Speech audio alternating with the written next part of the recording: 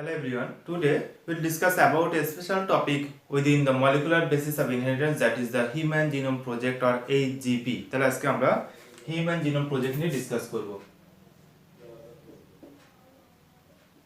Human Genome Project।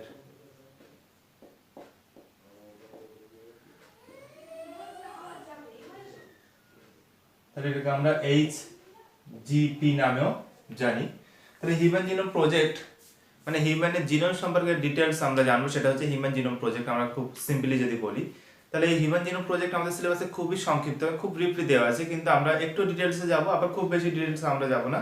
তাহলে আমাদের basic concept clear হওয়ার জন্য যেটুকু দরকার, তাহলে আমরা সেইটুকু বা সেই ডিটেইলস পর্যন্ত আমরা যাব। তাহলে এই যে হিউম্যান জিনোম প্রজেক্ট শুরুর আগে যদি দেখা যায়, আমাদের molecular basis of inheritance chapter আমরা কি দেখেছি, যে ডিএনএ হচ্ছে জেনেটিক ম্যাটেরিয়াল, থিওরিটিক্যালি আমরা দেখেছি, এবং তার মধ্যে জেনেটিক ম্যাটেরিয়াল হওয়ার জন্য যে ফিচার্সগুলো থাকা উচিত সেগুলো সেখানে প্রেজেন্ট আছে। যেমন আমরা বলেছিলাম রেপ্লিকেশনের সে সক্ষম হবে, অর্থাৎ অটোক্যাটালাইটিক প্রপার্টিস থাকবে, হেটেরোক্যাটালাইটিক প্রপার্টিস থাকবে, অর্থাৎ ডিএনএ থেকে ট্রান্সক্রিপশনের মাধ্যমে আরএনএ ট্রান্সলেশনের মাধ্যমে প্রোটিন ফর্মেশন হবে, সেটাও সে দেখিয়েছিল। একই সঙ্গে তার মধ্যে মিউটেশন ডেভেলপ করছিল এবং ইউনিভার্সাল ছিল। তাহলে এই ফিচার্সগুলো ফুলফিল করছিল বলে তাকে আমরা জেনেটিক ম্যাটেরিয়াল বলেছি। আবার এক্সপেরিমেন্টালি আমরা প্রুভ করেছি যে ডিএনএ হচ্ছে জেনেটিক ম্যাটেরিয়াল। যেমন আমরা গ্রিফিথের পরীক্ষার কথা যদি বলি, সেক্ষেত্রে ট্রান্সফরমেশনের পরীক্ষার মাধ্যমে আমরা প্রমাণ করেছি।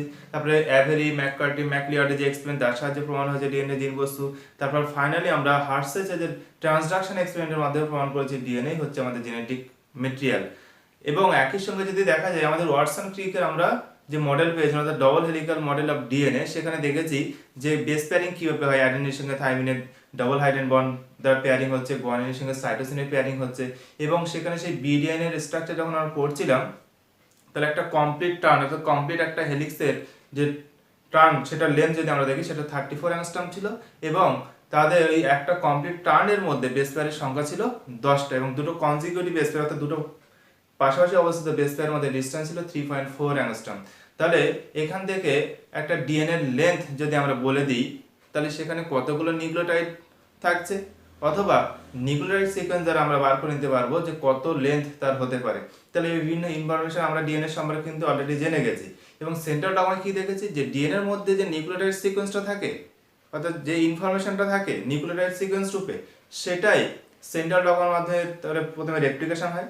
তারপর রেপ্লিকেশনের পরে যদি দেখা যায় সেই ডিএনএ থেকে ট্রান্সক্রিপশনের থ্রু দিয়ে সেই ইনফরমেশনটা এমআরএনএর মধ্যে কোডেড ফর্মে চলে আসছে, তারপর সেটা ট্রান্সলেশনের মাধ্যমে প্রোটিন সিনথেসিস করছে। তাহলে আমাদের জিন বস্তু বা আমাদের ডিএনএ এর মধ্যে যে জিন আছে, তাহলে সে কি করছে, আমাদের প্রত্যেকটা ক্যারেক্টারিস্টিক বা ট্রেটগুলোকে কন্ট্রোল করছে। তাহলে ডিএনএ যেহেতু জেনেটিক ম্যাটেরিয়াল, তাহলে তার সম্পর্কে আরো ডিটেইলস ইনফরমেশন জানার যে ইচ্ছা সায়েন্টিস্টের মধ্যে দেখা গেল, তাহলে সেটাই বাস্তবিত হলো, সেটাই হচ্ছে আমাদের হিউম্যান জিনোম প্রজেক্ট। এবং সায়েন্টিস্ট যারা হন, তাদের একটা টেন্ডেন্সি থাকে যে কোনো একটা ছোট ইনফরমেশন কোনো বিষয়ে পেলে সেটা আরো ডিটেইলস, অর্থাৎ নাড়ি নক্ষত্র যতক্ষণ না বার করুন ততক্ষণ তারা শান্ত হবে না। তো সেই জন্যই হিউম্যান জিনোম প্রজেক্টের জন্ম হলো, এটা আমরা বলতে পারি। তাহলে হিউম্যান জিনোম প্রজেক্টে আমরা যদি দেখি, আমাদের হিউম্যানের বডিতে 100 ট্রিলিয়ন সেল থাকে। তাহলে 100 ট্রিলিয়ন সেল যেটা থাকছে অ্যাভারেজ, এটা তাহলে সেখানে যদি দেখা যায়, তাহলে প্রত্যেকটা কোষে কি থাকবে, নিউক্লিয়াস থাকবে। প্রত্যেক কোষের নিউক্লিয়াসের মধ্যে আমরা কি দেখতে পাবো, তাহলে আমরা ক্রোমোজোম দেখতে পাবো। সেই ক্রোমোজোম সংখ্যাটা কত, 246। তাহলে সেখানে 46টা ক্রোমোজোম মাত্র থাকছে। তাহলে 46টা ক্রোমোজোম দেখলে হবে না, 46টা ক্রোমোজোম যদি দেখা যায় প্রত্যেকে ডিএনএ এবং প্রোটিন কম্বাইন করে তো ক্রোমোজোম ফর্মেশন করেছে। তাহলে সেই ডিএনএ যদি দেখা যায়, সেটা হচ্ছে নিউক্লিওটাইডের লং চেন, যেটাকে আমরা পলি নিউক্লিওটাইড চেন বলছি। তাহলে এই নিউক্লিওটাইড সিকোয়েন্স দ্বারাই তৈরি হয়েছে আমাদের ডিএনএ প্রোটিন কম্বাইন করে তৈরি হচ্ছে ক্রোমোজোম। তাহলে প্রত্যেকটা কোষের মধ্যে 46 ক্রোমোজোম থাকছে। তাহলে এই যে নিউক্লিওটাইড সিকোয়েন্স আমাদের জেনেটিক মেটেরিয়ালের মধ্যে আছে, এটাকে সিকোয়েন্সিং করার যে প্রজেক্ট, সেটাকে আমরা বলতে পারি হিউম্যান জিনোম প্রজেক্ট। এবং আমাদের জিনোম যদি দেখা যায়, তাহলে আমাদের হ্যাপ্লয়েডস এর ক্রোমোজোম যতটা সংখ্যক থাকবে, সেটা হচ্ছে আমাদের জিনোম। তাহলে অর্থাৎ 23টা ক্রোমোজোমের ডিটেইলস ইনফরমেশন যেটা আমরা জানবো, তার ডিটেইলস সিকোয়েন্সিং যেটা করবো যে প্রজেক্টের মাধ্যমে, সেটা হচ্ছে হিউম্যান জিনোম প্রজেক্ট। এবং এটাকে আমরা 23 ক্রোমোজোম না বলে 24 বলবো, কারণ আমরা যদি 23টা ক্রোমোজোম নিই, তাহলে 22টা অর্জন প্লাস এক্স নিলাম, বা 22টা অর্জন প্লাস ওয়াই নিলাম, তাহলে যে কোনো একটা ক্রোমোজোম আমাদের বাদ চলে যাচ্ছে। তাহলে 22টা অর্জন মেল ফিমেলের সেম, কিন্তু মেলের ক্ষেত্রে আমরা ওয়াই ক্রোমোজোমটা পাই, আবার ফিমেলের ক্ষেত্রে আমরা এক্সটা পাচ্ছি। তাহলে সেক্ষেত্রে আমাদের টোটাল ইনফরমেশন জানতে গেলে 22টা অর্জন সম্পর্কে জানতে হবে, এবং এক্স ওয়াই সম্পর্কে জানতে হবে, মানে এক্সটা মেল ফিমেলের ক্ষেত্রে যেহেতু কমন, তাহলে আমাদের এক্স সম্পর্কে জানলে হয়ে যাবে এবং ওয়াই সম্পর্কে জানলে হয়ে যাবে। তাহলে টোটাল 24 ক্রোমোজোমের ইনফরমেশন আমরা জানবো। তাহলে যে প্রজেক্টের মাধ্যমে, সেটাই হচ্ছে আমাদের হিউম্যান জিনোম প্রজেক্ট। তাহলে বোঝা গেল হিউম্যান জিনোম প্রজেক্ট বিষয়টা আসলে কি। তাহলে কিভাবে হিউম্যান জিনোম প্রজেক্ট আমাদের সম্ভব হয়েছিল সেটা যদি দেখা যায়, তাহলে এর কিছু প্লাস পয়েন্ট আছে। অর্থাৎ হিউম্যান জিনোম প্রজেক্ট করতে গেলে আমাদের যেসব ইনফরমেশনগুলো দরকার ছিল সেগুলো আমরা অলরেডি পেয়ে গেছিলাম। তাহলে সেটা যদি দেখা যায় কি কি, তাহলে প্রথমত আমাদের অ্যাডভান্সিং জেনেটিক ইঞ্জিনিয়ারিং,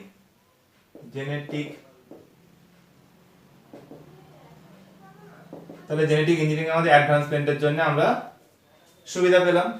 তাহলে এর মধ্যে কি দেখেছি, তাহলে এটার মাধ্যমে আমরা কি করতে শিখেছি যে আইসোলেশন অফ ডিএনএ ফ্র্যাগমেন্ট। তাহলে এটার সাহায্যে আমরা ডিএনএ ফ্র্যাগমেন্টের আইসোলেশন করতে শিখেছি।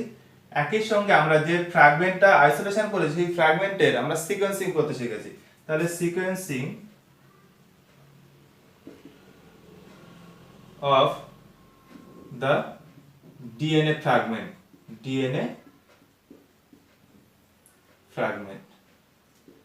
তাহলে আমরা কি জেনেটিক ইঞ্জিনিয়ারিং এর সুবাদে আমরা ডিএনএ ফ্র্যাগমেন্ট আইসোলেট করতে শিখেছি এবং একই সঙ্গে সেই ফ্র্যাগমেন্টের সিকোয়েন্সিং করতে শিখেছি। তাহলে কোন একটা ফ্র্যাগমেন্টের মধ্যে কি সিকোয়েন্স আছে সেটা আমরা বার করতে পারছি এবং এটাকে ইউটিলাইজ ফার্স্ট করেছিলেন কিন্তু আমাদের ডিএনএ ফিঙ্গারপ্রিন্টিং এ। তাহলে এটা কোথায় ইউজ করা হয়েছিল, ডিএনএ ফিঙ্গার প্রিন্টিং।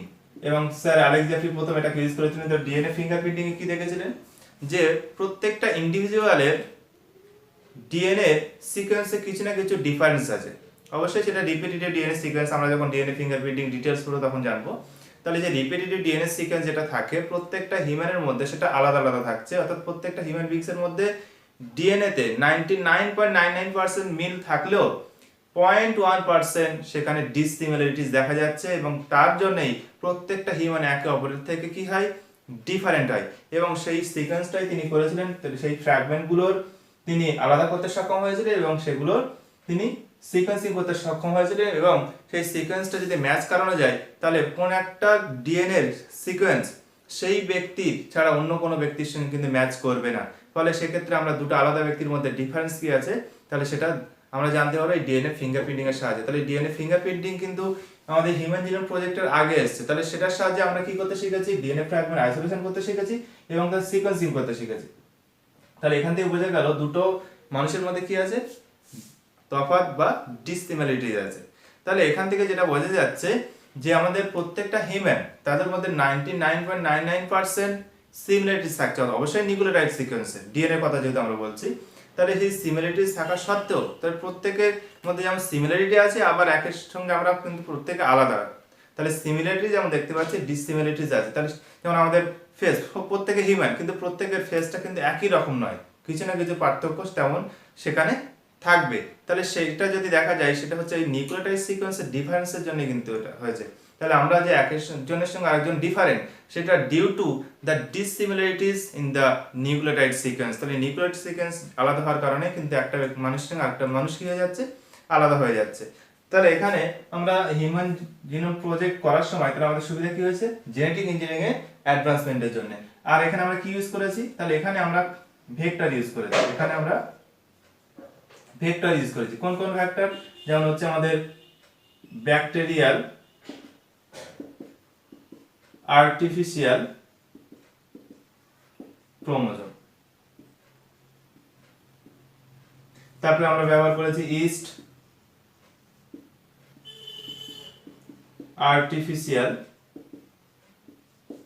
ক্রোমোজোম, এটাকে আমরা ব্যাক বলে জানি, এটাকে আমরা ইয়াক বলে জানি। তাহলে ইস্ট আর্টিফিশিয়াল ক্রোমোজোম, তাহলে এইগুলোকে আমরা ভেক্টর হিসেবে ব্যবহার করেছি। এবং তারপরে যদি দেখা যায় আমরা হোস্ট হিসেবে ইউজ করেছি কাকে, হোস্ট হিসেবে আমরা আমাদের ব্যাকটেরিয়াকে ইউজ করেছি এবং আমাদের ইস্ট, তাহলে এদেরকে আমরা হোস্ট হিসেবে ব্যবহার করেছি। তাহলে এদেরকে ইউটিলাইজ কেন করা হয়েছে, ডিএনএ ক্লোনিং এর জন্য। তাহলে আমরা যখন হিউম্যান জিনোম প্রজেক্টের মেথডোলজি যাব অর্থাৎ মেথডটা দেখবো, সেখানে দেখা যাচ্ছে যে ডিএনএ ফ্র্যাগমেন্টগুলোকে ওদের আলাদা করা হয়, আলাদা করার পর তাদেরকে একটা ভেক্টরের সঙ্গে সংযুক্ত করে দেওয়া হয়, তারপর সেটাকে কোনো হোস্টের মধ্যে দিয়ে দেওয়া হয়। তাহলে হোস্টের মধ্যে সেই ডিএনএ কপি যখন হবে, তাহলে আমরা যে ডিএনএটা সংযুক্ত করছি যে ফ্র্যাগমেন্ট, তারও কি হবে, কপি তৈরি হবে। তাহলে সেই জন্য সেখানে ক্লোনিং করা হচ্ছে, এবং সেই ক্লোনিং করার সময় আমরা তাহলে এইগুলো ইউজ করতে পারি। একই সঙ্গে আমরা এখানে পিসিআর টেকনিক ইউজ, তাহলে আমরা কি করব, এখানে ডিএনএ ক্লোনিং করব। ডিএনএ ক্লোনিং যখন করব, তাহলে আমরা এই যে ন্যাচারাল প্রসেস অর্থাৎ ব্যাকটেরিয়া এবং ইস্ট এটাকে ইউজ করতে পারি, অথবা আমরা পিসিআর করতে পারি। তাহলে এখানে আমরা পিসিআর টেকনিক ইউজ করতে পারি। পিসিআর হচ্ছে পলিমারেজ চেইন রিঅ্যাকশন। তাহলে এই সব প্রসেস ডেভেলপ করে গেছিল হিউম্যান জিনোম প্রজেক্টের আগে, সেই জন্য আমাদের হিউম্যান জিনোম প্রজেক্ট করতে কোনো অসুবিধা হয়নি। তাহলে আমাদের পিসিআর হচ্ছে যেখানে আর্টিফিশিয়ালি ডিএনএর যে খণ্ড, তাহলে ফ্র্যাগমেন্ট, সেটাকে আমরা মেনি টাইমস কিন্তু মাল্টিপ্লাই করে দিতে পারি খুব ইজিলি এবং অল্প সময়ের মধ্যে। সেটাই হচ্ছে আমাদের পলিমারেজ চেইন রিঅ্যাকশন আর পিসিআর পদ্ধতি। তাহলে এই সব প্রসেস অ্যাডভান্সমেন্টস আমাদের কাছে চলে এসেছিল হিউম্যান জিনোম প্রজেক্টের আগে, সেই জন্য আমাদের সুবিধা হলো হিউম্যান জিনোম প্রজেক্টটা করতে। তাহলে হিউম্যান জিনোম প্রজেক্ট শুরুর সময় সায়েন্টিস্টরা একটা এস্টিমেশন করে নিলেন। তাহলে সেই এস্টিমেশনটা কি ছিল, যে এখানে এস্টিমেটেড বেস পেয়ার সংখ্যা যদি আমরা দেখি, সেটা ছিল আমাদের 3 × 10⁹। তাহলে এতগুলো বেস পেয়ার আমাদের ডিএনএ তে প্রেজেন্ট আছে। ডিএনএ বলতে কতগুলো, আমাদের জিনোমে, অর্থাৎ 23 হ্যাপ্লয়েডস এর সংখ্যা, ক্রোমোজোমটাকে আমরা কি বলছি, জিনোম। তাহলে সেক্ষেত্রে আমরা 23 প্লাস ওয়াই ক্রোমোজোমটাকে এর মধ্যে ইনক্লুড করার জন্য 24 ক্রোমোজোম। তাহলে 24টা ক্রোমোজোমের ডিটেইলস ইনফরমেশন বা সিকোয়েন্স আমরা জানবো। তাহলে সেটা আমাদের হিউম্যান জিনোম প্রজেক্টের মেন মোটিভ আমরা বলতে পারি। তাহলে এখানে এস্টিমেটেড বেস পেয়ার টোটাল কতগুলো ধরা হয়েছে, যে এতটা হতে পারে, একটা ক্যালকুলেশন করে দেখা গেল 3 × 10⁹।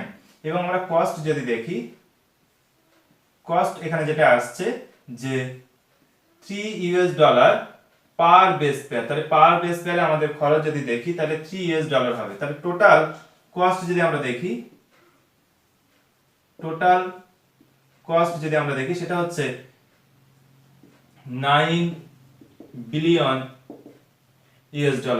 তাহলে হিউজ একটা বাজেট এখানে প্রয়োজন। তাহলে কোন একটা কান্ট্রি একা করলেও করতে পারে যদি সে সমর্থ হয়, কিন্তু কোন একটা কান্ট্রির ক্ষেত্রে একা করা সম্ভব হয়নি এই প্রজেক্টটা, কারণ এই প্রজেক্টে যেন প্রচুর সায়েন্টিস্টের, তারপরে অ্যাসিস্ট্যান্ট বা আমাদের যে সাপোর্টিং স্টাফ, টেকনিশিয়ান, সেগুলো দরকার ছিল। সেই জন্য কোন একটা সিঙ্গেল কান্ট্রি এটাকে করতে পারেনি। সেখানে দেখা যাবে মেনি কান্ট্রিজ পার্টিসিপেট করে, কোলাবোরেট করে আলটিমেটলি এই প্রসেসটা বা এই প্রজেক্টটা কমপ্লিট করেছিল। তাহলে আমরা সেটাই দেখব। তাহলে এই প্রজেক্টটা first started by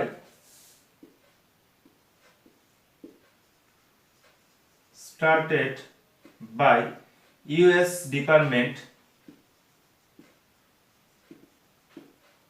Department of Energy and National Institute of Health।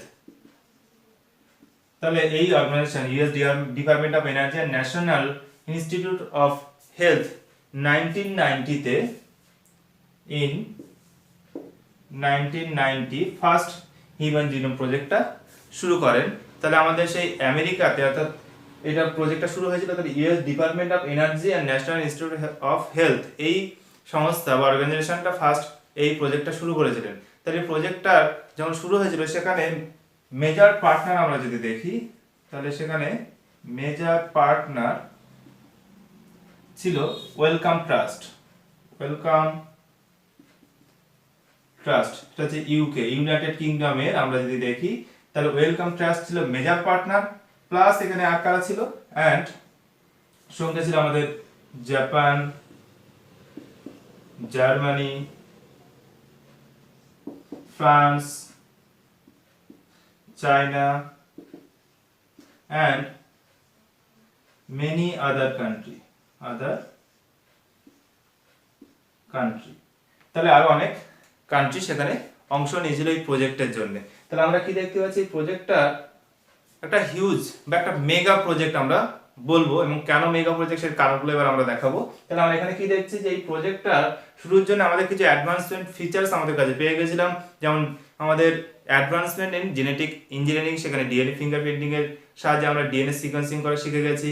তারপরে আমরা ক্লোনিং করতে শিখেছি ভেক্টর হোস্ট ইউজ করে। তাহলে সেখানে আমরা ভেক্টর হোস্ট ইউজ করে ক্লোনিং পদ্ধতি শিখে গেছি এবং সেখানে দেখা গেল যে সিকোয়েন্সিং যখন করছি তাহলে দুটো হিউম্যান পরস্পর থেকে নিউক্লিওটাইড সিকোয়েন্স দ্বারা ডিফারেন্ট বা আলাদা হচ্ছে। তাহলে সেই বিষয়ে দেখেছি। এবারে তাহলে সেইগুলোকেই কাজে লাগিয়ে আমরা হিউম্যান জিনোম প্রজেক্ট শুরু করছি। তাহলে এস্টিমেটেড হয়েছে যে এই প্রজেক্ট শুরু করার সময় একটা এস্টিমেশন করলো যে টোটাল নিউক্লিওটাইড বেস পেয়ার বা বেস আমাদের কতগুলো হতে পারে। তাহলে সেখানে দেখা যায় 3 × 10⁹ কস্ট যদি দেখা যায় পার বেস পেয়ার আমাদের $3 খরচ হচ্ছে এবং সেখানে টোটাল কস্ট তাহলে এখানে যদি হিসাব করা হয় তাহলে আমাদের $9 বিলিয়ন। তাহলে একটা হিউজ বাজেট এখানে প্রয়োজন। তাহলে এখানে ফার্স্ট স্টার্টেড বাই 1990 থেকে US department of energy and national institute of health এরা প্রথম এই প্রজেক্টটা শুরু করেন এবং সেই সময় যদি দেখা যায় মেজর পার্টনার ছিল আমাদের ওয়েলকাম ট্রাস্ট, ইউনাইটেড কিংডম, একই সঙ্গে Japan, France, Germany, China, many others countries also joint it. তাহলে এই প্রজেক্টে তারাও অংশ নিয়েছিল। তাহলে আমাদের ইন্ডিয়ান সায়েন্টিস্ট এখানে ছিল কিন্তু ইন্ডিয়া সেখানে রিপ্রেজেন্টেটিভ হিসেবে ছিল না, কিন্তু আমাদের ইন্ডিয়ান সায়েন্টিস্ট কিন্তু সেখানে এই প্রজেক্টে ছিলেন।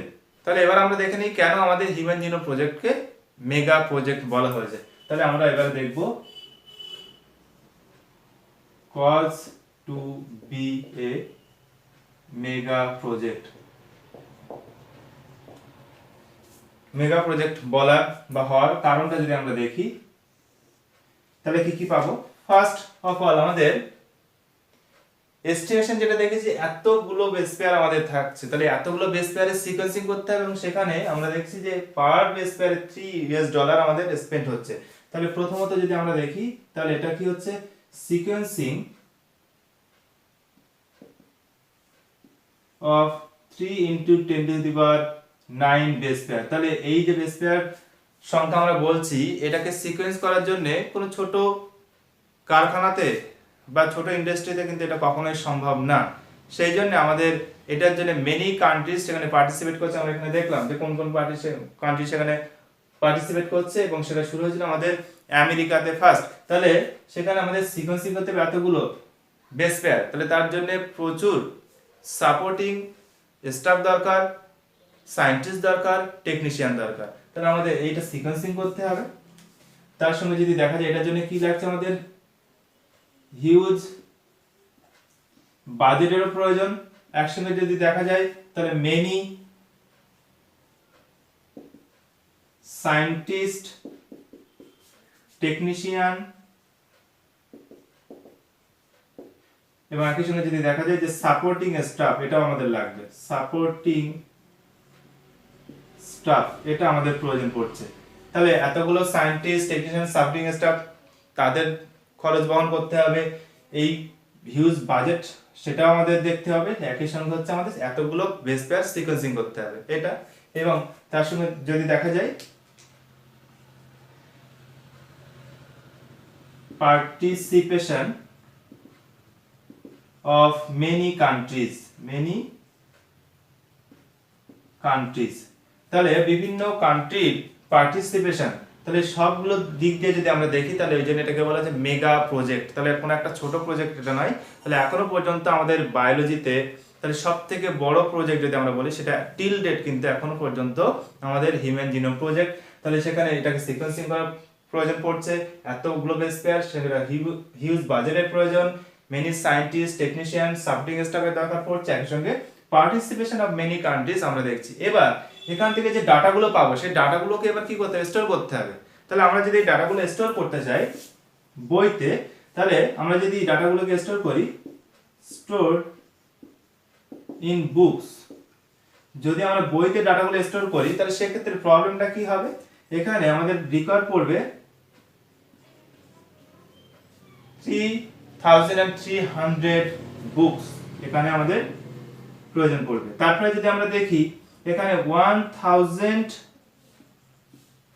পেজ পার বুকসে 1000টা করে পেজ থাকতে হবে, সেরকম আমাদের 3300 বুকসের প্রয়োজন পড়বে। এবং যদি দেখা যায় পার পেজে তাহলে 1000 টাইপড লেটার পার পেজ। তাহলে যদি আমাদের টোটাল এখান থেকে যে ডাটাগুলো পাবো সেগুলো যদি আমরা বইতে নোট ডাউন করে যদি আমরা রাখতে চাই তাহলে সেক্ষেত্রে আমাদের কি আসছে এতগুলো বই প্রয়োজন এবং প্রত্যেকটা বইতে 1000টা করে পেজ থাকবে এবং প্রত্যেকটা পেজে 1000টা করে টাইপ লেটার থাকবে। আমরা স্ট্যান্ডার্ড যদি A4 সাইজের পেপার ধরে নিই তাহলে সেক্ষেত্রে কিন্তু আমাদের 3300 বুকস মানে একটা কমপ্লিট লাইব্রেরি ফরমেশন হয়ে যাবে। তাহলে সেটা করা খুব কঠিন। তাহলে কোন একটা ডাটা অ্যানালিসিস করা দরকার হলে সেটাকে আবার সেখান থেকে বার করে খুঁজে বার করাটাও খুব মুশকিল হয়ে যাবে। সেই জন্য এটার জন্য কি করা হলো,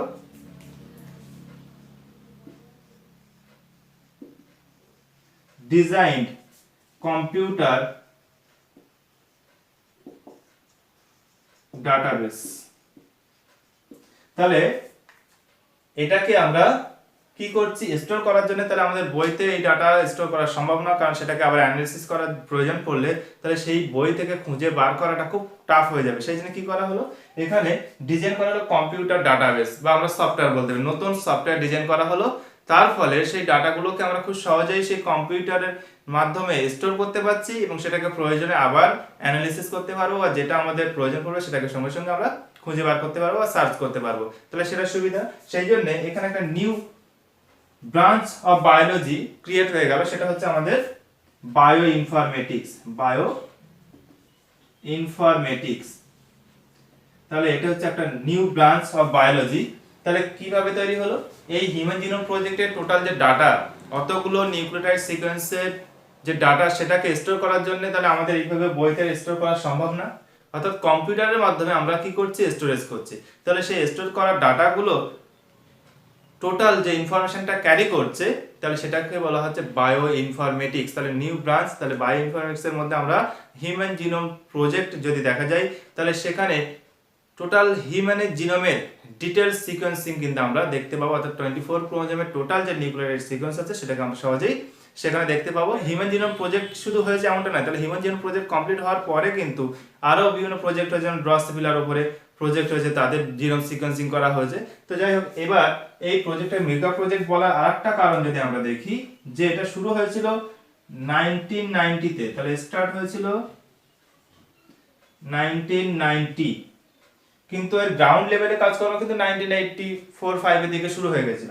তো অরিজিনালি এটা লঞ্চ হয়েছিল 1 অক্টোবর 1990 তে, তাহলে স্টার্ট হয়েছিল 1990 এন্ড এন্ড যদি আমরা দেখি 2003 তে, অর্থাৎ এটা টোটাল 13 ইয়ার্স প্রজেক্ট। তাহলে এটা হচ্ছে আমাদের 13 বছরের একটা প্রজেক্ট, কিন্তু অরিজিনালি এটা আরো 3 বছর এক্সট্রা লেগেছিল। তাহলে আমরা দেখবো যে আমাদের 1 নম্বর ক্রোমোজোম যেটা, সেটা সব থেকে লং বা সব থেকে বড় ক্রোমোজোম। তাহলে আমরা 2003 এর মধ্যে টোটাল ক্রোমোজোম সম্পর্কে ইনফরমেশন পেয়ে গেছি, অর্থাৎ 23টা সম্পর্কে পেয়ে গেছি। কিন্তু 1 নম্বর যে অটোজোম সেটা হিউজ সাইজের হওয়ার জন্য তার জন্য আরো এক্সট্রা 3 বছর লেগে গেছিল। তার মানে আমরা 13 ইয়ার্স এর প্রজেক্ট এটা একটা এস্টিমেশন করা হয়েছিল, কিন্তু অরিজিনালি কিন্তু এটা লেগেছিল আমাদের 13 ইয়ার্স প্লাস 3 ইয়ার্স। তার মানে এটা আমাদের টোটাল 16 ইয়ার্স কিন্তু অরিজিনালি লেগেছিল এবং কমপ্লিট হয়েছিল তার মধ্যে কখন, 2003 নয় 2006 থেকে কিন্তু আলটিমেটলি এটা কমপ্লিট হয়েছিল। সেই জন্য এটাকে মেগা প্রজেক্ট বলা হচ্ছে। তাহলে এই সিকোয়েন্সিং করতে এতগুলো বেস পেয়ারের হিউজ বাজেটের প্রয়োজন, মেনি সায়েন্টিস্ট, টেকনিশিয়ান, সাপোর্টিং স্টাফের প্রয়োজন পড়বে, বিভিন্ন কান্ট্রি এখানে পার্টিসিপেট করছে এবং একই সঙ্গে যদি দেখা যায় ডাটাগুলো স্টোর করতে গেলে আমাদের এতগুলো বই দরকার এবং সেটা হিসাব যেটা দেওয়া হচ্ছে 1000 পেজের বই লাগবে, প্রত্যেকটা পেজে 1000টা করে টাইপ লেটার থাকবে। তাহলে সেটা পসিবল নয়, সেই জন্য ডিজাইন করা হলো কম্পিউটার ডাটাবেস, যেখানে ইনফরমেশনগুলো আমরা স্টোর করব। তাহলে সেটাই হচ্ছে বায়ো ইনফরমেটিক্স। এবং প্রজেক্ট আমাদের শুরু হয়েছিল 1990 তে বা US department of energy and national institute of health দ্বারা। তাহলে সেটা 13 ইয়ারের একটা প্রজেক্ট ছিল, কিন্তু আলটিমেটলি সেটা কিন্তু আমাদের 16 ইয়ার্স লেগেছিল, অর্থাৎ 2003 তে শেষ হওয়ার কথা ছিল, সেটা 2006 এ গিয়ে শেষ হয়েছিল। সেই জন্য আমরা এটাকে বলছি যে মেগা প্রজেক্ট। এবার তাহলে আমরা এই হিউম্যান জিনোম প্রজেক্টের কিছু ফিচার্স দেখে নিই। তাহলে আমরা এখানে যে ফিচার্স গুলো দেখছি সেটা যদি দেখা যায় হিউম্যান জিনোম প্রজেক্ট থেকে যেগুলো পাওয়া গেছিল, তাহলে বলছি human genome contents 3.1 billion nucleotide bases. তাহলে আমরা যেটা এস্টিমেশন করেছিলাম তার থেকে অনেক কম আমরা পেয়েছি এবং এভারেজ জিন যদি দেখা যায় যে কনসিস্ট অফ 3000 নিউক্লিওটাইড বেসেস। তাহলে আমাদের প্রত্যেকটা জিন এভারেজ যদি দেখা যায় তাহলে 3000 করে নিউক্লিওটাইড বেস দ্বারা তারা তৈরি হয়েছে এবং লার্জেস্ট জিন যদি আমরা দেখি সেটা হচ্ছে ডিস্ট্রফিন, সেটা হচ্ছে 2.4 মিলিয়ন বেস দ্বারা তৈরি হয়েছে। তারপর যদি আমরা দেখি টোটাল নাম্বার অফ জিন তাহলে 25,000 to 30,000। তাহলে এটা এরকম ভ্যারিয়েবল কেন? কারণ সিকোয়েন্সিং যখন করা হয়েছিল বিভিন্ন ওয়েতে সিকোয়েন্সিং করা হয়েছিল এবং একই সঙ্গে যদি দেখা যায় আমাদের ডিএনএর মধ্যে জাঙ্ক ডিএনএ থাকে, সেই জাঙ্ক ডিএনএ গুলো কি কোনো ট্রান্সলেশন করবে না, অর্থাৎ তাদের ট্রান্সলেশন হয় না, কোনো প্রোটিন ফর্মেশন হয় না, ফলে তাদের থেকে কোনো প্রোডাক্ট বা তাদের ফাংশন আমরা জানতে পারি না, ফলে জাঙ্ক ডিএনএ গুলো সিকোয়েন্সিং করাটা খুব টাফ। সেই জন্য আমাদের জিনের সংখ্যাটা কিন্তু এই জন্য কি বলা হয় 25,000 to 30,000, মানে অ্যাভারেজ ওই 25 থেকে 30 মধ্যেই থাকবে। এবার বলা হচ্ছে কি ফাংশনিং অফ 50% জিন ইজ আননোন, তাহলে আমাদের 50% জিন হচ্ছে আমাদের আননোন, কারণ আমাদের ডিএনএর মধ্যে কোডিং নন কোডিং সিকোয়েন্স থাকে, সেই জন্য আমাদের ফাংশনটা আমরা 50% আমরা জানতে পেরেছি এবং বাকি 50% আমাদের ফাংশনটা জিনের আননোন রয়ে গেছে। Large portion of genome is made up of repetitive sequence, আমরা দেখবো যে আমাদের জিনোমের মধ্যে লার্জ পোরশনে কি থাকে, রিপিটিটিভ ডিএনএ সিকোয়েন্স থাকে।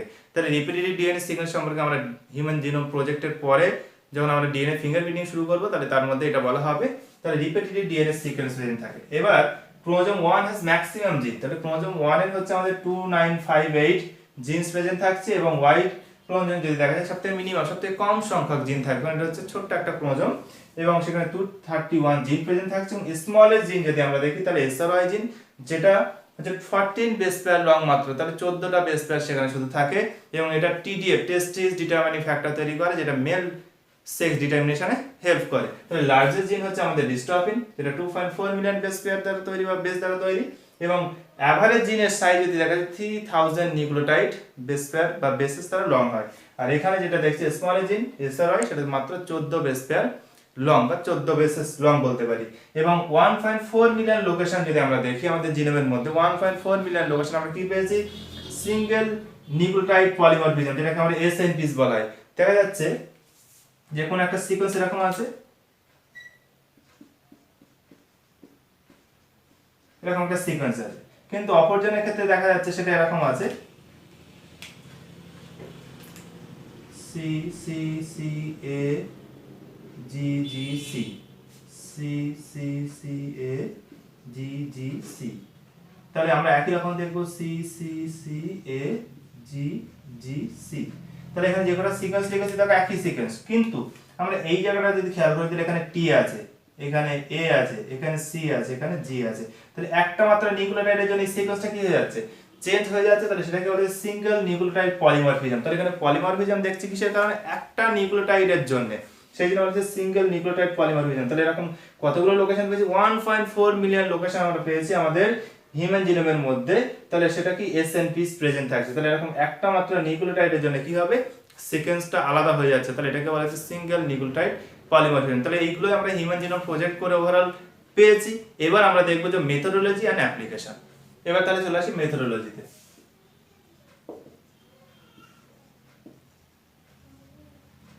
তাহলে কিভাবে আমরা এটা করেছি, তাহলে মেথোডোলজি যদি আমরা দেখি তাহলে ফার্স্ট আমরা কি করেছি, আইসোলেশন অফ হোল ডিএনএ। তাহলে প্রথমে সম্পূর্ণ ডিএনএ কে কি করেছি আমরা, আইসোলেশন করার পর আমরা কি করেছি, এটাকে কাট ইনটু ফ্র্যাগমেন্ট, সেই ফ্র্যাগমেন্টগুলোকে আমরা কি করেছি, রিকম্বাইন উইথ, যেহেতু আমাদের জেনেটিক ইঞ্জিনিয়ারিং অ্যাডভান্সমেন্ট হয়ে গেছে তাহলে আমরা রিকম্বাইন করছি, রিকম্বাইন উইথ সুইটেবল ভেক্টর। তাহলে আমরা এটা কি করেছি, আমরা সুইটেবল ভেক্টরের মধ্যে রিকম্বাইন করে দিয়েছি। তারপর এটাকে কি করা হয়েছে, transfer into suitable host, suitable হোস্টের মধ্যে আমরা এটাকে ট্রান্সফার করেছি। তারপর কি করা হয়েছে, এটাকে ক্লোনিং। তাহলে ক্লোনিংটা আমরা ব্যাকটেরিয়াল সেলের মধ্যে হতে পারে অথবা আমরা পিসিআর পদ্ধতি অ্যাপ্লাই করেও করতে পারি। তাহলে এখানে ক্লোনিং এর জন্য আমরা কি করতে পারি, অলসো পিসিআরও ইউজ করা যেতে পারে। এরপর আমরা কি করব, সিকোয়েন্সিং অফ ফ্র্যাগমেন্টস। তাহলে ফ্র্যাগমেন্ট গুলো নিয়ে এবার আমরা সিকোয়েন্সিং করব। সিকোয়েন্সিং করার পরে কি করতে হবে, স্টোরড ইন ডাটাবেস। তাহলে ডাটাবেসে আমরা কি করব, এদেরকে স্টোর করব, যেটাকে আমরা কি বলছি বায়ো ইনফরমেটিক্স। তাহলে সেখানে স্টোর করার পরে আমরা কি করব, computer based program used to align the sequence। তাহলে কি করলাম আমরা সেই ডাটাবেসে স্টোর করলাম সেই সিকোয়েন্স গুলোকে এবং তারপরে কি করা হচ্ছে অ্যালাইন করতে হচ্ছে, তাহলে সাজাতে হচ্ছে, তাহলে কম্পিউটার বেসড প্রোগ্রাম ইউজ করা হয়েছে সেই সিকোয়েন্স গুলোকে অ্যালাইন করার জন্য। তারপরে আমরা কি করেছি sequence annotate and assign to the chromosome, অর্থাৎ কোন সিকোয়েন্স কোন ক্রোমোজোমে বা কোন সিকোয়েন্স কোন জিনের সেই হিসেবে আমরা সেটাকে কি করে দিয়েছি অ্যাসাইন করে দিয়েছি। তাহলে এইভাবে আমাদের টোটাল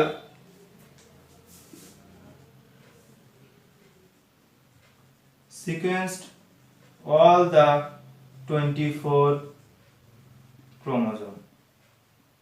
তাহলে আমরা 24 ক্রোমোজোমকে কি করলাম সিকোয়েন্স করে দিলাম। তাহলে আমরা এখানে যেটা বলছি প্রথমে আইসোলেশন অফ ডিএনএ, তাহলে আমরা কোন একটা সেল নরমালি এটা ডব্লিউবিসি নিয়ে করা হয়েছিল, তাহলে ডব্লিউবিসি সেল 20 ভলান্টিয়ার্স বেছে নেওয়া হয়েছিল বিভিন্ন কান্ট্রি থেকে।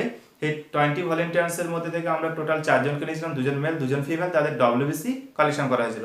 তাহলে ডব্লিউবিসি থেকে কিন্তু এটা করা হয়েছিল, তাহলে এখান থেকে কি করা হয়েছিল, তাহলে সেই ডিএনএ প্রথমে এক্সট্রাক্ট করা হলো বা সেখান থেকে ডিএনএটা বার করা হলো, আইসোলেশন করা হলো, তারপর এটাকে কি করা হলো কেটে ফ্র্যাগমেন্ট তৈরি করা হলো। তাহলে এই ফ্র্যাগমেন্ট গুলোকে কি করা হয়েছে রিকম্বিনেন্ট সুইটেবল ভেক্টর, তাহলে আমরা ব্যাক ইয়াক ভেক্টর, তাহলে এখানে কি বলেছি যে সেটা ব্যাক হতে পারে অথবা ইয়াক, তাহলে ব্যাকটেরিয়া আর্টিফিশিয়াল ক্রোমোজোম বা ইস্ট আর্টিফিশিয়াল ক্রোমোজোমের মধ্যে আমরা কি করেছি তাকে রিকম্বাইন করে দিয়েছি। কম্বাইন করে তাহলে এখানে কি দেখবো যদি আমাদের ব্যাক ভেক্টরটা এরকম হয়ে থাকে, তাহলে এটা যদি আমাদের সেই ভেক্টর হয়ে থাকে তাহলে সেটাকে কাট করার পর আমরা সেই ফ্র্যাগমেন্ট গুলোকে কি করেছি এর সঙ্গে কম্বাইন করে দিয়েছি, তাহলে এটা হচ্ছে রিকম্বাইন করা। তাহলে রিকম্বাইনেন্ট সুইটেবল ভেক্টর, তাহলে এই ভেক্টরটা কি করতে হবে এরা যে হোস্টের মধ্যে অবস্থান করে, তাহলে আমরা যদি প্লাজমিডের কথা বলছি প্লাজমিড ইউজ করা হয়েছে এখানে ভেক্টর হিসেবে, তাহলে ব্যাক এ আমাদের প্লাজমিড, তাহলে আর্টিফিশিয়াল, তাহলে এবার এগুলোকে কি করতে হবে হোস্টের মধ্যে দিতে হবে। তাহলে আমরা কি করব এটাকে ব্যাকটেরিয়া সেলের মধ্যে দিয়ে দিলাম, তাহলে ব্যাকটেরিয়া সেলের মধ্যে যখন দেব তাহলে এরকম হবে বিষয়টা। তাহলে ব্যাকটেরিয়া যখন এবার নিজের সংখ্যা বৃদ্ধি করবে সেক্ষেত্রে আমাদের এই যে ডিএনএটা এর মধ্যে ইনসার্ট করা ফ্র্যাগমেন্ট সেটাও কি হবে তার সংখ্যাটা বৃদ্ধি করবে, তাহলে এটাকেই বলা হচ্ছে ক্লোনিং। তাহলে আমরা সেম কপি তৈরি করছি, যেমন আমরা কোন একটা কাগজের জেরক্স করছি মানে সেম কপি তৈরি করছি, তাহলে এখানে কি হবে ব্যাকটেরিয়ার সংখ্যা যখন বৃদ্ধি পাবে তাহলে আমাদের এই ডিএনএটাও কি হবে তার কপি তৈরি করবে, তাহলে আমরা যে ডিএনএ ফ্র্যাগমেন্টের মধ্যে এন্ট্রি করেছি তারও কি হবে কপি ফরমেশন হবে, তাহলে এটাকে বলা হচ্ছে ক্লোনিং। তাহলে আমরা এইভাবে করতে পারি অথবা পিসিআর পদ্ধতি ইউজ করে আমরা করতে পারি ক্লোনিংটা। ক্লোনিং করার পরে সেই ফ্র্যাগমেন্ট গুলোকে কি করা হবে সিকোয়েন্সিং, তাহলে সিকোয়েন্সিং করার জন্য আমরা যেটা এখানে করি সেটা হচ্ছে আমাদের স্যাঙ্গার মেথড, স্যাঙ্গারস মেথড এখানে ইউজ করা হয়। তাহলে স্যাঙ্গারস মেথড অফ সিকোয়েন্সিং ইউজ করা হয়, তাহলে সিকোয়েন্স করার পর সেগুলোকে ডাটাবেসে অর্থাৎ সেই বায়োইনফরমেটিক্স যেটা আমরা বলেছি সেখানে স্টোর করা হচ্ছে। স্টোর করার পরে ডাটাগুলোকে কি করা হচ্ছে কম্পিউটার বেসড প্রোগ্রাম ইউজ করা হচ্ছে টু অ্যালাইন দ্য সিকোয়েন্স, তাহলে তাদেরকে ঠিকঠাকভাবে সাজানোর জন্য আমরা কি করছি অ্যালাইন করার জন্য কম্পিউটার বেসড প্রোগ্রাম ইউজ করছি। তারপরে কি হচ্ছে sequence annotate and assign to the chromosome, তাহলে আমরা সেই সিকোয়েন্সগুলোকে এবার অ্যানোটেট করছি এবং তারপরে সেটা ফাইনালি কোন সিকোয়েন্স কোন জিনের বা কোন জিন কোন ক্রোমোজোমে থাকবে সেটাকে অ্যাসাইন করে দেওয়া হচ্ছে। তাহলে এইভাবে কি হচ্ছে আমাদের total 24 chromosome 22 chromosome X chromosome Y chromosome, তাহলে তাদের কি করা হলো আমরা সিকোয়েন্স করে নিলাম। তাহলে এটাই হচ্ছে হিউম্যান জিনোম প্রজেক্ট। তাহলে এটার জন্য আমাদের হিউজ বাজেটের প্রয়োজন, হিউজ সায়েন্টিস্ট টেকনিশিয়ান সেগুলোর প্রয়োজন পড়ছে এবং বিভিন্ন কান্ট্রি এটা পার্ট নিয়েছে, নিয়ে আলটিমেটলি এটা 13 বছরে কমপ্লিট করার কথা ছিল, কিন্তু ফাইনালি অর্থাৎ 1990 থেকে 2003 এটা কমপ্লিট হওয়ার কথা ছিল, কিন্তু ফাইনালি এটা কমপ্লিট হয়েছিল আমাদের 2006 এ। তাহলে 13 বা 16 ইয়ারের একটা প্রজেক্ট, তাহলে একটা লং ডিউরেশন এই প্রজেক্টটা কন্টিনিউ হয়েছিল। কোন একটা প্রজেক্ট এখন লং ডিউরেশন এখনো পর্যন্ত কিন্তু চলেনি, তার মানে আমরা যে স্পেস রিসার্চ যেটা দেখি তার থেকেও বড় প্রজেক্ট এটা, সেই জন্য এটা হচ্ছে একটা মেগা প্রজেক্ট। তাহলে এখানে বিভিন্ন কান্ট্রি, তাহলে আমরা স্পেস রিসার্চ কোনো একটা কান্ট্রি সে করে নিতে পারে, কিন্তু এই প্রজেক্টটা কোনো একটা কান্ট্রির দ্বারা একা সম্ভব হয়নি। তাহলে এখানে এত রিকোয়ারমেন্ট ছিল সায়েন্টিস্ট টেকনিশিয়ান বাজেটের, সেই জন্য এই প্রজেক্টটা করতে গেলে আমাদের বিভিন্ন কান্ট্রির কোলাবোরেশনের দরকার হয়েছিল, সেই জন্য এটা লং টাইমে লেগেছিল এবং এত ধরনের অ্যাসপেক্ট সেখানে ছিল, সেই জন্য এটাকে বলা হয়েছে যে মেগা প্রজেক্ট। এবং তার মেথডোলজি পদ্ধতি যদি দেখি কি করা হয়েছিল টোটাল ডিএনএ আইসোলেশন করা হয়েছিল, তারপর সেটাকে ফ্র্যাগমেন্টে কাট করা হলো, ফ্র্যাগমেন্টগুলোকে আমরা ভেক্টরের সঙ্গে জুড়ে দিয়েছি, তারপর সেই ভেক্টরের মধ্যে সুইটেবল ভেক্টরের মধ্যে ট্রান্সফার করে দিয়েছি, তারপর সেটা সংখ্যা বৃদ্ধি করছে মানে ক্লোনিং, তাহলে সেটা আমরা পিসিআর পদ্ধতিতে ইউজ করে করতে পারি। তাহলে এবার ক্লোনিং করার পর সিকোয়েন্সিং করতে হচ্ছে, তারপর ডাটাবেসে স্টোর করতে হচ্ছে। সিকোয়েন্সিং আমরা কোন মেথডে করেছি? স্যানগার্স মেথডে। তারপর সেখানে আমরা কি করছি? কম্পিউটার বেস প্রোগ্রাম ইউজ করে তাদেরকে আমরা অ্যালাইন করছি, তারপর সেগুলোকে অ্যাসাইন করা হয়েছে যে কে কোন ক্রোমোজোমের অন্তর্গত, এবং তারপর আমরা পেয়ে গেলাম টোটাল 24 ক্রোমোজোমের সিকোয়েন্স। তাহলে এটাই হচ্ছে হিউম্যান জিনোম প্রজেক্ট। এই প্রজেক্ট কমপ্লিট হওয়ার পর যেটা ফাইনালি দেখা গেল যে আমাদের হিউম্যানসের মধ্যে 99.99% কি পাওয়া গেল? সিমিলারিটিস পাওয়া গেল। কিন্তু 1% কি হয়েছে আমাদের? ডিসসিমিলারিটিস। এই 0.1% ডিসসিমিলারিটিস যদি আমরা দেখি, তাহলে আমাদের 100 ট্রিলিয়ন সেল আছে আমাদের বডিতে। তাহলে সেই 100 ট্রিলিয়ন সেলের 1% যদি করা যায় তাহলে কি হবে? 1 ট্রিলিয়ন। তাহলে সেই 1 ট্রিলিয়ন সেলের যদি আমরা 0.1% করি, তাহলে সেক্ষেত্রে একটা জিরো কমে দিলে হয়ে যাবে। তাহলে এত সংখ্যক সেল প্রত্যেকটা হিউম্যান বিংস এর মধ্যে কি আছে? ডিফারেন্ট। তাহলে টোটাল 100 ট্রিলিয়ন সেল এভারেজ আমাদের থাকছে, তার মধ্যে 1% 0.1% কি আছে? ডিসসিমিলারিটিস। তাহলে এই ডিসসিমিলারিটিস গুলো কিভাবে আসে? তাহলে আমরা প্রত্যেকটা হিউম্যান বিংস সিমিলারিটিস দেখালো, তাদের মধ্যে ফেস বা অ্যাপিয়ারেন্সে কিন্তু ডিফারেন্স থাকে। তাহলে কিভাবে ডিফারেন্সটা হচ্ছে যদি দেখা যায়, তাহলে আমাদের এইটা সিমিলারিটিস কিন্তু 0.1% ডিসসিমিলারিটিস আছে। তাহলে 0.1% মানে কতগুলো সেল যদি আমরা একটু ক্যালকুলেট করি, তাহলে টোটাল 100 ট্রিলিয়ন, 1% মানে হচ্ছে 1 ট্রিলিয়ন।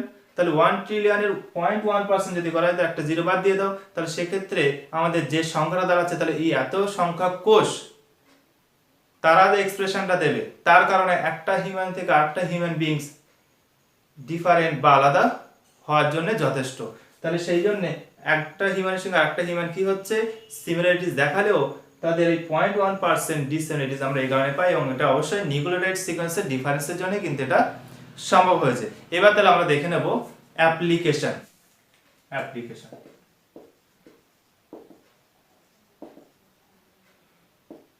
তাহলে অ্যাপ্লিকেশন একই সঙ্গে আমরা ফিউচার চ্যালেঞ্জের কথাও বলতে পারি। তাহলে আমরা যদি দেখি আমাদের কমন ডিজিজ, হিউম্যানের যে কমন ডিজিজ গুলো আছে, তার জন্য 1200 জিন রেসপন্সিবল।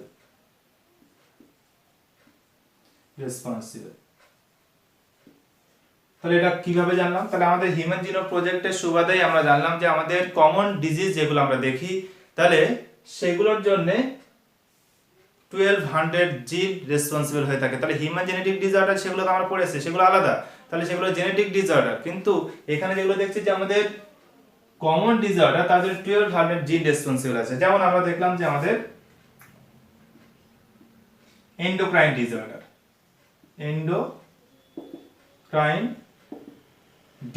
তাহলে এন্ডোক্রাইন ডিসঅর্ডার যদি আমরা দেখি, যেমন আমরা বললাম যে ডায়াবেটিস।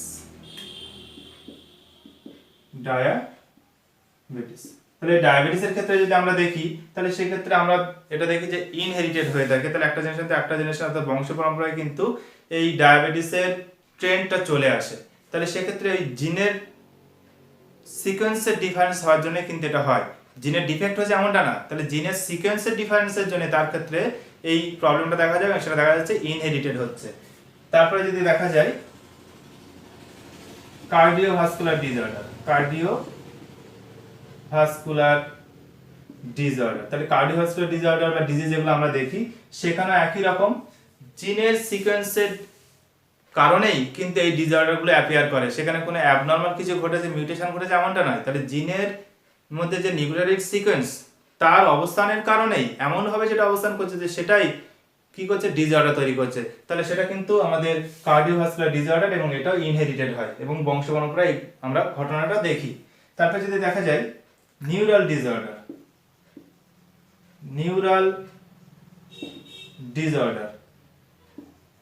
তাহলে নিউরাল ডিসঅর্ডার যদি আমরা দেখি, যেমন আমরা বললাম যে অ্যালজাইমার